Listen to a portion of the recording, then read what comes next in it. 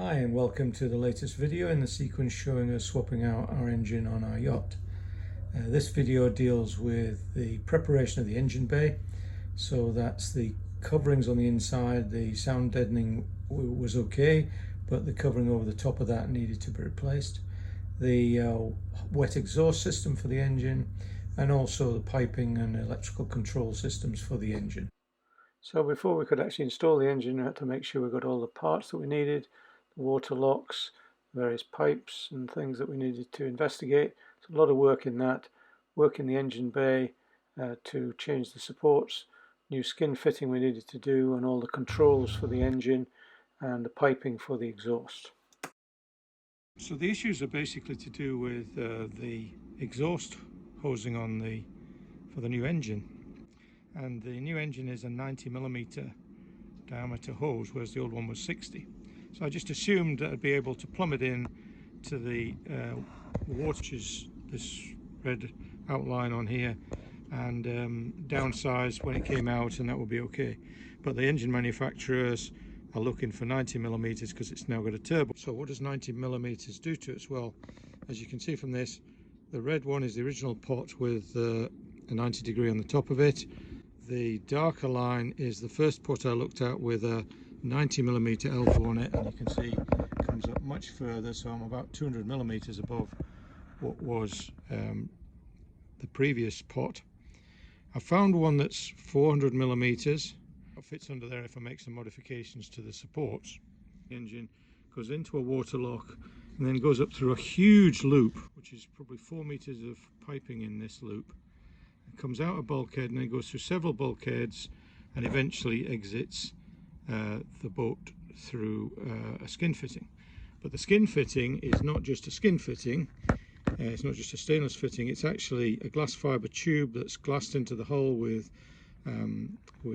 little fillets on it, just to stabilise it. I've spoken to Eddie at Oyster, and he says that that's all to do with maintaining strength in the hull, and the weight of water in the pipes needs to be supported, etc. So I've basically got to try and reproduce that.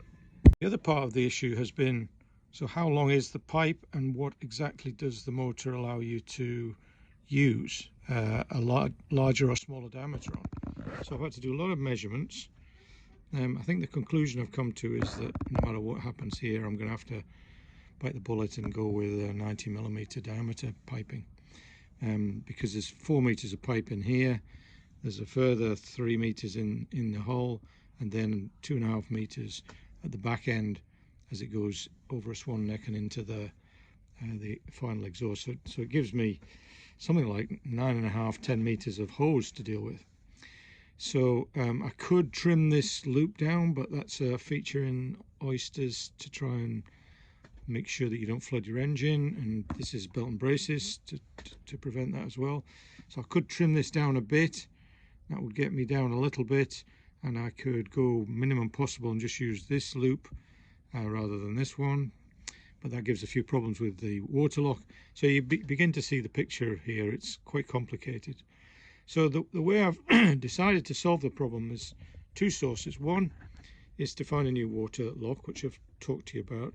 There's also a bracket. You can see the original arrangement here with the water lock and the hose that comes out under it, and then there's a table that runs across the top of here which the generator sits on. Underneath the water pot, which lifts it up so it's right underneath the table for the generator. So I can trim this by 70–80mm. That brings, this thing's about 100mm high anyway, so I could bring it down. There is an exhaust pipe that exits underneath it, so I've got to be careful of that. But the one that's coming from the new generator is slightly smaller, so it's 40mm rather than 50, so I get a little bit of leeway there. And then I'm also considering 15mm off the end of these, which seems as though there's still plenty of meat to get 2 clamps in there, and then still some more. So I think that'll be okay, and that'll lower the top of this, and the base of this will be lowered because I'll reduce the support, and I think I've just got enough space to get that in. So this is the reason we needed a new water lock. This is the old one, and the new one's pretty much the same sort of size, slightly bigger in volume. but you can see the difference in heights between the two. So this one, they both have to go under the generator table, and obviously this is another 60mm higher. So the solution has been to use one of these neoprene 90-degree bends, and then we'll tie it all in with glass fibre jointers, etc. And the only problem was that the inlet on the only one I could get is actually at a slight angle, but I don't think it'll be much of a problem because I'm going to have to drop that level anyway, and as a result of that I think I'll get a decent flow angle. I just need to make sure I don't get a dip in the pipe so that I end up with water sitting in the pipe between the engine and the water lock, but it should be good. Beneath this pot, I'll just lift this out. You can see there is in fact a little support in here which has a solid a vertical strut on it that holds it, and I could lower that because there's space in here between that and the rest of what's going on down here. So that's my plan at the moment. I think that will work. Crossing my fingers it will, but there will be other problems associated with the new hose which will replace this, which is another, this is 60, it's another 30mm bigger, so much bigger hose, and that has to come from the engine, which would be in here somewhere, come out of there, go to the water pot, which will be in here, come out of the water pot over the top, and then it'll go down under the table, and it'll come way up this side of the engine bay, down here, and then we'll loop out through the bottom here. And of course none of these holes are big enough to take that pipe, so I'm going to have to drill and flange all those before I can get the pipe in there. In addition to working on the engine exhaust piping, I also had to recover the inside of the engine bay with this material. You can see some work on going here. We have to remove everything that's in the engine bay. All the panels have to come out, the piping, the electrical cable duct, any cables that are on the surface. Big job to move all this. This panel, how the surface glue has actually come away and left the plastic dropping off the surface, so that's basically why I had to replace with the silver foil back material, and it was glued onto the surface around all the hatches to give a decent finish. And this is in the finished state. You can see how it's fitted to the surface behind the plastic trim units, and makes quite a good job, and it is quite resilient to puncture, pressing on it. It gives a nice reflective surface so you can get plenty of light in there. Yeah, pretty pleased with that material.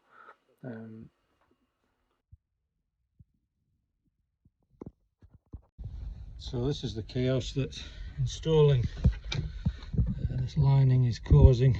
Every wire, every fitting that's on the walls had to come off, and we've also had to kind of modify some pieces for later access for the lithium if we ever get around to doing that. So I've opened up a panel here behind the electrical panel so I can get into cabling at the back of there. So I've had to make a special hatch for that.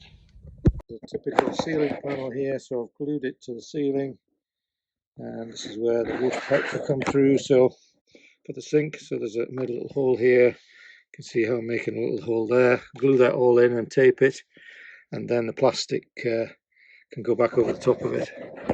So this particular part here is just about been glued behind here and on the panel itself, so you just push it down onto the surface, and it's actually a very good adhesive. You can reset it just slightly, but it sticks pretty hard. You know, you can't really pull it off once it's on. You can resight it probably once, and that's your lot. So that's a ceiling panel, so I've got to do another panel up here, and then I'll join them with a piece of aluminium tape across here. So once the lining had been done, thoughts turned to other items like the exhaust pipe, the steering cables, and how I was going to deal with those, and the directions I was going to get the new exhaust pipe into the stern of the boat. also had to figure out how to get the lifting attachments in to lift the engine. So this is all the framing and how we bolted it into the structure. It worked really well actually, but it was dismantleable, so I could move it around after we'd done the job. So this is how tight the areas were where the pipe was in. It's fixed with little clips that went through there, and the pipe swaps over as it goes through various bulkheads. Do you think you'll be able to do it? I don't know how you do it. I can't see you being able to get this in here. Be alright if you put a smaller tube in. Hey ho, you'd be laughing. Put a bigger tube? I don't know how you're going to even attempt it. I'm not stuck. That's good. Well, today's challenge, in fact it's been 2 days, is trying to get the exhaust hose out from the boat. I suppose I could have cut it up into little bits, but I thought I'd try and pull it out so that I've got some idea of what's required to get the new hose back in, which is a bigger diameter, and I'm going to have to cut some more holes for it. So this is how I've been doing it. Been attaching some pull straps, some loading straps to the hose through the various holes that are here. So there's one at the bottom here. I'm trying to pull. I've given up with that one because I can actually just pull it through when it does start to move. And inside here you can see I've got just a little slip noose that I can move along, and then come along the webbing strap. I can just put enough pressure on it to get it to move. So if I just show you how that works, if I just put some pressure on here, you'll see the hose will tension up a little bit, and then I can pull down here and it will in fact just wiggle through a little bit. So I get a couple of inches of movement every time I do that, and then I readjust the straps and pull again. So I've managed to pull the hose from the back locker, from the back lazarette. You can see the hole in the distance there. That was a bit difficult to get it moving, so I've got to basically cut a 100mm hole through all these bulkheads, and that's going to prove quite difficult in itself. But I am getting the hose to move, and I'm using a little bit of washing up liquid with some water on it just over the pipes, and then in the joints and in the holes where I'm pulling the pipe through, just to lubricate it a little bit, and it seems to be helping that. So here's hoping I'm going to get this out of here best I can. So some interesting things arrived while we were in the marina. Some blades for a wind farm, and all the turbines arrived over a period of time, and they stored them all just in front of the boat.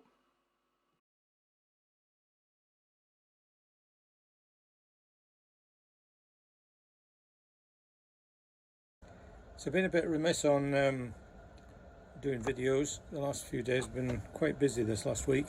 I'll just give you a tour of what I've been up to. So in engine bay, finished the sound deadening, fitted engine switches in the bay here for lights. So we've got lights in the bay, and I've got some of these LEDs around the entrance, so it's quite bright in here for the generator. And we've done the same up the other end. I also fitted these plastic discs which screw in and hold the solar foil in place. And then it was on with cutting the holes for the new exhaust pipes under the floor in the afterberth. Which I've already taken out the pipe. You can see I cut with a hole saw, cut this one out, and I'm in the process of doing the other side the same.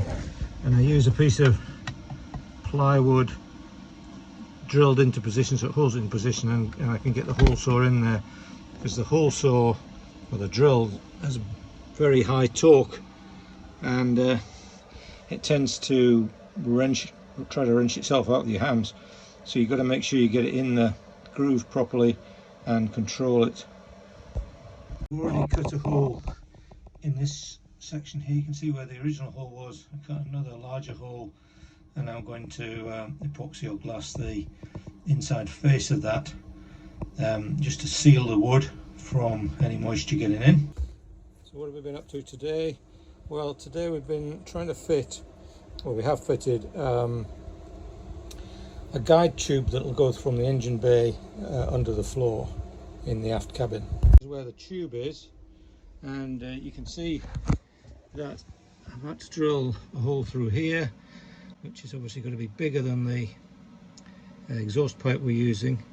I did get to see the white pipe inside there just to say fits over the pipe that I'm going to use, the rubber spiral wound pipe, but it's tight in there, so I had to go up to the next size of waste pipe I could get, and then I couldn't get a piece long enough other than buying a huge piece, so I've cut the core out of there and I've put this in to line two pieces. You can just see the black flange there to align the two pieces, so, and you can see them aligned here through to the engine bay. So cutting these holes has been a bit of a problem, but we have managed to get through here. This is between the engine bay, which is here, and this compartment, which has the steering cables in it, and it goes through this bulkhead here underneath the aft berth bed and up and into the back of the boat, but it's been pretty awkward to get in there to get the hole drill. One of the pieces that I've had to drill out, you can see how difficult it is to get through that thickness of fiberglass, even with a drill saw that you can basically push to about 2 inches in depth. Real problem getting that stuff out, so it shows you how strong the boat's built anyway. And before I could get to that, there was actually a piece of wood that's actually the support for the floorboard, which had to come out as well. So basically it's probably about 3.5–4 inches of material to take out. Pretty thick. And all the bulkheads were the similar thickness, up to probably 4 inches was the worst one. I had to cut through mixtures of glass fibre and plywood, and in very awkward places.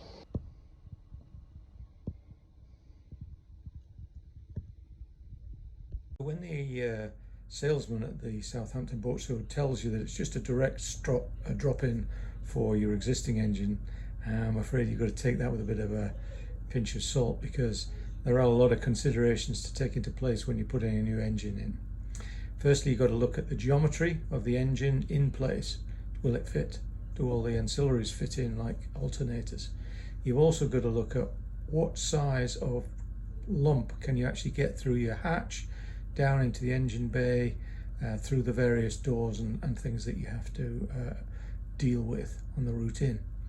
You also need to look at the engine exhaust, which we assumed was just going to be the same exhaust. We just plug it in since it was a similar horsepower engine. And also the electrical controls and the physical controls for engaging gear and throttle. You need to make sure that that will work with your existing system, or at least be modifiable. And of course, to get the engine to run, the new engine to run, you have to replace all the instrumentation and wiring and the panels on the binnacle. So this was the original one. I had to change that for the new binnacle start unit, which from Volvo Penta, which is that one. And of course there's a new set of cabling from the control unit in the engine bay, and we also fitted an NMNE 2000 unit. The generator cabling also had to be changed, so we did that at the same time. Then began the installation of the exhaust for the main engine. See, it's still wrapped in its plastic. I used the installation system I used to remove the old one, so little nooses, pulling straps, loading straps to pull it along, and used the soapy water trick to lubricate the access through the various flanges and holes that I'd cut.